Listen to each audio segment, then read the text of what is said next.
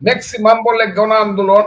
আর ইতিহাস একদিন পর্যালোচনা করে হয়তো বা দেখাবে যে এটা প্রতারণামূলক একটা আমার নিজের এখন খুব আহাম্মক মনে হয় যে আমি এত বড় আহাম্মক কেন।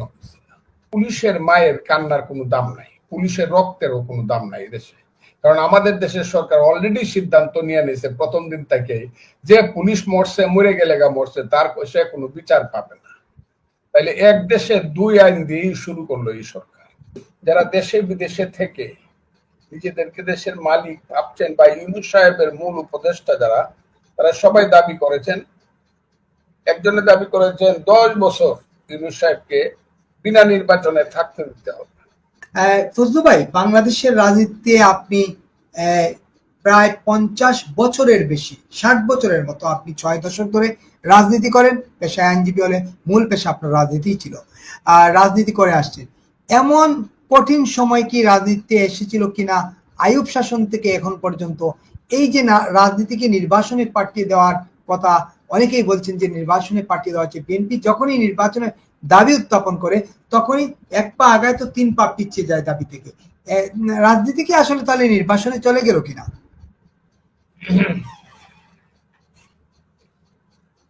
আপনার আজকের যে এজেন্ডা যা নিয়ে আপনার সঙ্গে আলাপ হবে বা আপনি আমাকে যে নিয়ে প্রশ্ন করেছেন, এটা আমি প্রত্যেক দিনই এটার ডিগ্রি বাড়তেছে। মিথ্যা কথা বলা, গুজব কথা বলা, অন্যায় আবদার করা, ওই জুতা চুরি, মানে ইসলামের নামে স্লোগান দিয়া গাজা উপত্যকার ভাইদের পক্ষে স্লোগান দিয়া আবার দোকানে লুটপাট করে জুতা চুরি করা, এই জিনিসগুলো দিন দিন বাড়তেছে। তো আজকে এটা খুব দেখে আমি অবাক হইলাম। আজকে থেকেই মনে হলো, কালকে রাত্রে এক দুজনের ব্যাপারটা দেখছি, আমি সেভাবে মনোনিবেশ করি নাই বা এত পাত্তা দেই নাই, কিন্তু আজকে তাদের যে মূল প্লেয়ার যারা দেশে বিদেশে থেকে নিজেদেরকে দেশের মালিক ভাবছেন বা ইউনূস সাহেবের মূল উপদেষ্টা যারা, তারা সবাই দাবি করেছেন, একজনে দাবি করেছেন 10 বছর ইউনূস সাহেবকে বিনা নির্বাচনে থাকতে দিতে হবে। আর সবচেয়ে ক্ষুদ্র দাবি যিনি করেছেন, উনি বলেছেন 5 বছর পরে আরো প্রয়োজন হলে লাগবে। আর নির্বাচন যারা চাইব তারা নির্বাচনের জন্য পাগল, এদেরকে পাবনা পাঠানো হবে এবং এরা ভারতের দালাল হিসাবে তাদেরকে চিহ্নিত করা হবে। এরপরে এই দেশে কথা বলার কি আছে আমি বুঝি না, এই দেশে কথা বলার কি আছে? এই দেশে কি হয়ে গেল? আমি কিন্তু 6 মাস যাবৎ বলছি, শেখ হাসিনার আমলে অন্ধকার ছিল, কিন্তু টর্চ লাইটে টিপ দিলে আলোকিত হইতো। কিন্তু ইউনূস সাহেবের আমলে ধোঁয়াশা এবং কুয়াশা চলছে। এখন ডাবল লাইট মারলেও আর ধোঁয়াশা কুয়াশা দূর হয় না। এই যে ধোঁয়াশা কুয়াশার ভিতরের পিছনের জীবেরা, এরা কি করতে চায় বোঝাও যায় না। শেখ হাসিনার সরকার 16 বছর কি করতে চাইছে সেটা আমরা বুঝতে পারছি এবং রুখবার চেষ্টা করতে পারছি, কিন্তু এরা কি করতে চায় এইটার এখন কি বলবো, এটা বুঝতে পারি না। এরা কি করতে চায়, একজনে একরকম কয়, আরেকজনে আরেক রকম কয়, আরেকজনে আরেক রকম বলে। এটা আমাদের রীতিনীতি। আমরা সাংঘাতিক ভাবে প্রতারিত হয়েছি 5ই আগস্টের আগে। আমাদের অভিজ্ঞতাগুলো ভূতা হয়ে গিয়েছে, কারণ শেখ হাসিনার অপরাধের মাত্রা এত বেড়ে গিয়েছিল 15 বছরে, অত্যাচারের মাত্রা। আমাকে যখন জিজ্ঞাসা করেছে অনেকে, কোনো কথা আমার কানে যায় নাই। শেষ বলেছে শেখ হাসিনা গেলে কে আসবে? আমি বলছি আজরাইল আসুক, আমার কোনো আপত্তি নাই, কিন্তু শেখ হাসিনা আগে যাক।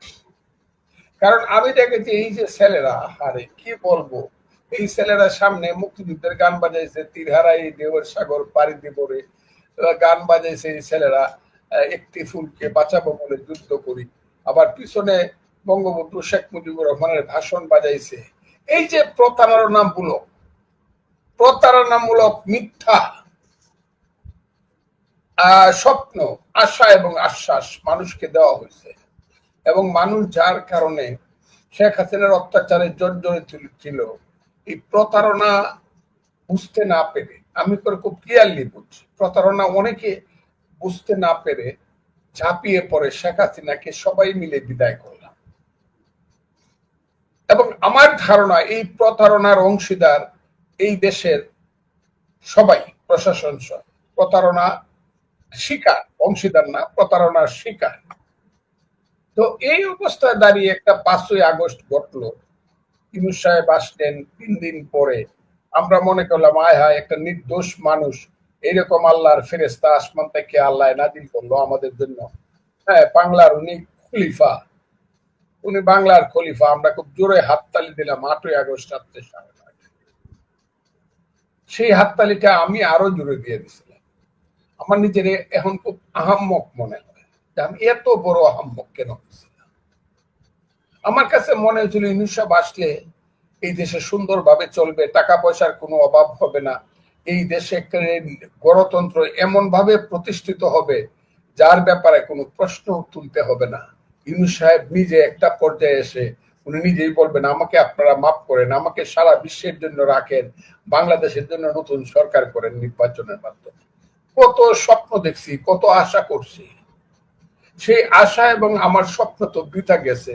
এখন মনে হয় ওই যে শত শত শহীদদের রক্ত বৃথা যাবে, এখন মনে হয় হাজার হাজার আহত রক্ত বৃথা যাবে।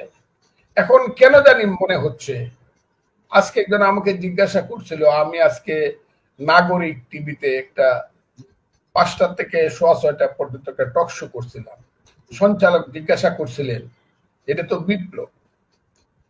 তা আমি বললাম বিপ্লব কি করে, সে তো গণ আন্দোলন, ম্যাক্সিমাম বলে গণ আন্দোলন।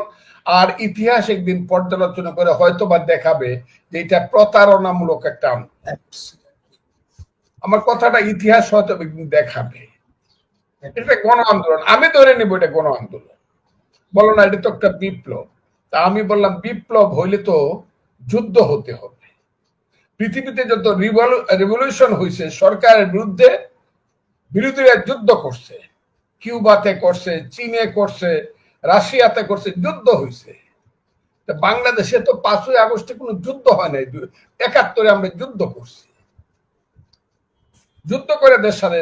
পাকিস্তানিরাও গুলি করছে আমাদের দিকে, আমরাও তাদের দিকে গুলি করছি, তারাও বাংকারে রয়েছে, আমরাও মাসের পর মাস বাংকারে, যুদ্ধ হয়েছে, তাদেরকে যুদ্ধ করে হটাইছি। 5ই আগস্টে তো কোনো যুদ্ধ হয় নাই, এক পক্ষ সরকার তারা গুলি করে মানুষ মারছে, এটা 52 সন থেকে এই দেশের বিধিলিপি হিসাবে আসছে। আমি তখন উনি বলল না এটা ঠিক না। আমি কি ঠিক না? বললো তারা এখন স্বীকার করতেছে যে তারা যুদ্ধ করছে। কিভাবে যুদ্ধ করছে? তখন সঞ্চালক বলল আমরা তো দেখি শত শত পুলিশ মারা গেছে। আমি তখন বললাম তাহলে তো যারা বিপ্লব করছে বলে বলতেছে আমাদের সন্তানরা, এদের স্বীকার করতে হবে যে আমরা পুলিশে মারছি।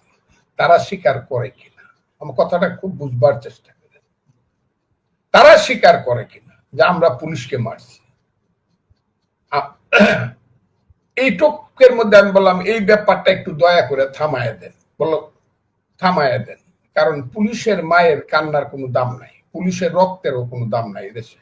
কারণ আমাদের দেশের সরকার অলরেডি সিদ্ধান্ত নিয়ে নিয়েছে প্রথম দিন থেকে যে পুলিশ মরছে, মরে গেলে মরছে, তার সে কোনো বিচার পাবে না। তাইলে এক দেশে 2 আইন দিয়েই শুরু করলো এই সরকার। আমরা এই ব্যাপারে কোনো কথা বলতে চাই না। আমাদের আন্দোলন সফল, সেই আন্দোলন সফলতার দিকে আস্তে আস্তে দেখা গেল যে ট্রেনটা ডাইভার্ট করতেছে, ডেভিয়েট করতেছে। ট্রেনের ড্রাইভার যিনি ইউনূস সাহেব, উনি আমাদেরকে বলছিল ওনার বাড়ি চট্টগ্রামে যাইব ট্রেন নিয়ে ঢাকার থেকে, টঙ্গী গিয়া তো গরিবের দিকে মোড় দেবে, তারপরে আশুগঞ্জ হইয়া, আখাউড়া হইয়া, কুমিল্লা হইয়া, ফেনী হইয়া চট্টগ্রাম যাবে। কিন্তু এখন যেমন দেখা যাইতেছে না, ট্রেনটা উনি সোজা ময়মনসিংহ নিতেছে না, বাম দিকে একটা রাস্তার দিকে গেছে, এবং এটা যেন পঞ্চগড় পর্যন্ত চলে যাবে এই ট্রেনটা, পার্বতীপুর পর্যন্ত। তাইলে উনি যে বলছিল আমাদেরকে ট্রেনে চট্টগ্রামে নিয়ে যাবেন, এটা তখন পার্বতীপুরে যাচ্ছে।